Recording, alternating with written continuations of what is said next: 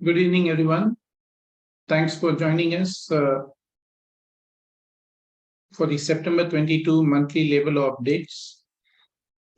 This month, we start with an amendment to the Gujarat Building and Other Construction Workers Act rules. In terms of these rules, the Gujarat government had provided that once you give an application, within 15 days, they need to process this. If not, it's a deemed approval. They are now modified it to 30 days. So if the certificate is not issued or to the concerned person, registration certificate is not issued within 30 days, then it's a deemed approval, that is deemed registration has been granted within 30 days. That's the change that they have brought about to the rules. In our next circular on circulars and notifications, next section, we say that the ESA Act has been extended completely to 3 districts in Tamil Nadu: Krishnagiri, Tiruchirappalli, and Perambalur. These 3 districts, the provisions have been extended to all the 3 districts completely in all places for these 3 districts. In the quiz section, the query that we are posting this time is inspector cum facilitator under the OSH code should give the employer an opportunity to correct any non-compliance within dash days from the date of notice. So how many days notice is he required to give you to complete any kind of non-compliance that he finds? Please do post your reply in the chat box. Going to our across the globe section to look into the various changes that come about across the globe on labor laws. In California, there is a new bill that has been proposed. It's not yet come into force. Once the governor signs it, it will come into force, which requires employers to post the salary ranges when a job listing is done. This law has been brought in to ensure that there is parity and promote equality and equity, because they don't, in any kind of race, ethnicity, or sex, there is no kind of discrimination that happens. In fact, Colorado already has this similar law, and following that is what the Californian lawmakers have also done now, is to bring in something similar to that. And in Spain, this is for domestic workers, so people who work even as a domestic work help. They were required to pay 20 days for every year complete of service. Now that's been made as 33 days. And you'll be able to terminate a domestic help only for a good cause and not otherwise, like a loss of trust or something, only then. But even then, they're entitled to a compensation otherwise. If not for any good cause, then the termination, they would be entitled to a higher compensation of 33 days. So would we be seeing something similar in India, where your domestic workers would also be entitled to certain benefits, like your retrenchment compensation? Is quite interesting to see this law in Spain. Moving forward to the knowledge corner, this month we are trying to look into the law on payment of subsistence allowance. Primarily, if you look at it, when you suspend an employee, the employer suspends the employment contract, and therefore during that period, the employee has to sustain himself, is the concept based on which this has been brought in. You will find reference to subsistence allowance under the Industrial Employment Standing Orders Act. That's the first place where you would find reference. And apart from it, there is also state acts wherein each state has brought in the law providing for payment of subsistence allowance. A few acts we have shown. And what these acts provide for, I think most of you are quite aware that it's 50% for the first 90 days, 75%, and thereafter it becomes 100% after 180 days. So now going into it, this subsistence allowance that is being paid during pendency of a disciplinary action, can it be considered as wages? And what courts have said on it is what we are trying to say. Initial thought process, and this is a case of ESA, where the Karnataka High Court said that it's only his own misconduct or acts which brought in, and it will not be considered as a wage. is what the initial thought process was of the high courts.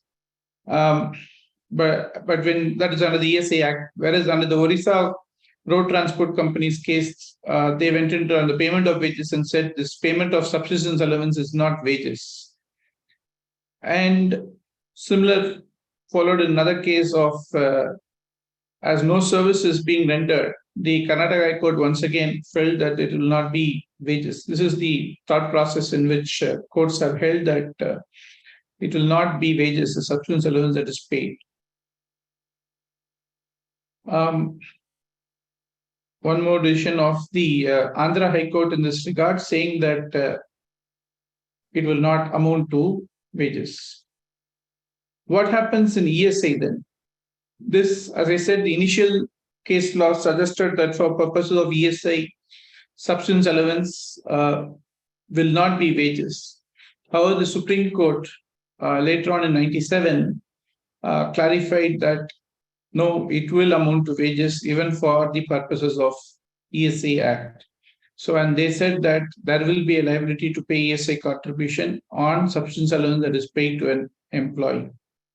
So if when we look at ESA, the next question that automatically comes forward is with regard to Provident Fund. There are few High Court judgments, there is no Supreme Court judgment on this aspect, but there is also a circular of the EPFO which says that contribution need not be paid on subsistence allowance. Therefore, Provident Fund is concerned, there is no payment of subsistence allowance, more because the definition of basic wages under Section 2B of the PF Act, if you look at it, doesn't include this, and so subsistence allowance is not considered for purposes of Provident Fund. What happens once the new codes come in? Would you still need to pay? Yes, the same obligations continue even under the new codes. There is going to be an obligation to pay subsistence allowance under the IR code as well. So this is what we thought we'll touch this month in the Knowledge Corner. As part of your no-wire codes, any domestic inquiry or investigation that you need to do would need to be completed within 90 days under the IR code is what the code mandates. But whether would you be able to do it, or could you put the blame on the employee for delaying it, are issues that would arise from this. But the IR code says the maximum period is 90 days. The EPFO is contemplating of a scheme, universal pension scheme, whereby payment of a monthly fixed amount, the employees would start to get a pension after 60 years. So even if they're not the same employer or they keep going, this is more to cover like gig workers and your unorganized sectors where they could, and there's no 15,000 ceiling limit or anything. So you just get to go on with it and they will get a pension. This is only a proposal. How this pans out is something we may need to wait and watch. An interesting tidbits on an online shopping company has brought in mental health for mental leave. A leave for mental health. So they've given 11 days of leave, and they feel that during this festive season, the employees are going to be overworking, and thereafter they could avail this leave. There's also one way of seeing that after all the festive season, the online companies are going to see a lull. And to cover that period, they're allowing their employees to take leave at that point of time. But it's a positive way, and we need to see if similarly other companies are going to adopt something similar to this.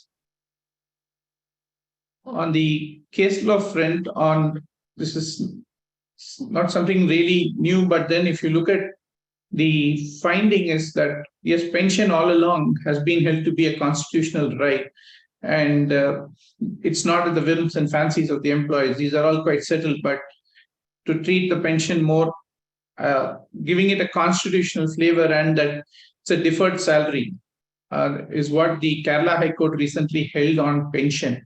Of course, it pertains to a public sector, the judgment per se. But the concept of pension is there in many other private places as well. So would this judgment affect pension being paid by private employers is something we need to see. And if the employers want to, at some point of time, stop pension or modify the pension scheme, would it all be hit by these kind of judgments is something we thought would be a thought process we wanted to share with you to see what you feel about it.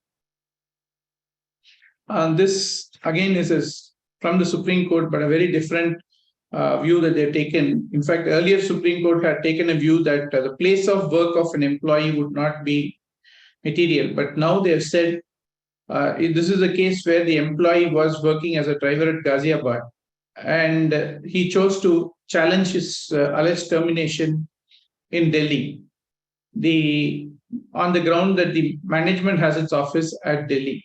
The Supreme Court has said, no, your last place of work is where the jurisdiction would be, and you need to raise a dispute there, and therefore held that Delhi doesn't have the territorial jurisdiction. And surprisingly, they also said that such issues should be decided at the first instance as a preliminary issue.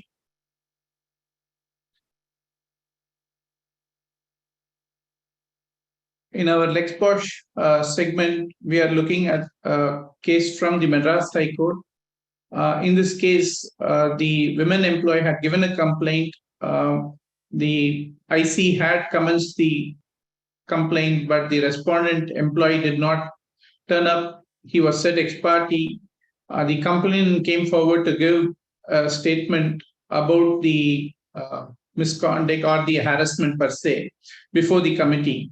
And thereafter, the complainant wanted to withdraw the complaint because more out of her family pressure and social issues, because her matrimonial prospects are being affected, she wanted to withdraw. The question that came up was, because the employee concerned, that is the complainant, wanted to withdraw, could the IC proceeded with it? Did the IC have the powers to proceed further even after the complaint was sought to be withdrawn? The Madras High Court has said yes, the IC can proceed.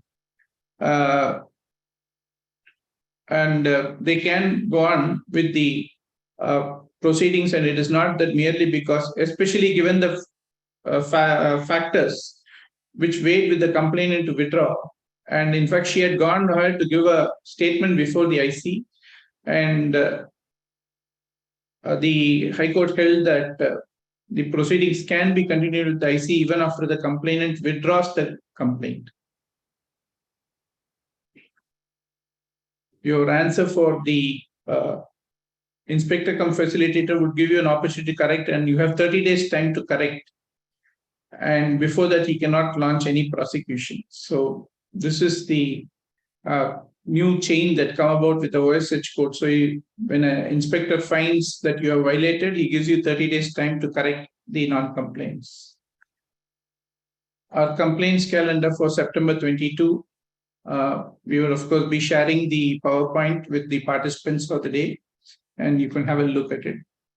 Thank you for joining us this month. Hope to see you on 29th October for our October 2022 update. Thank you. Stay safe.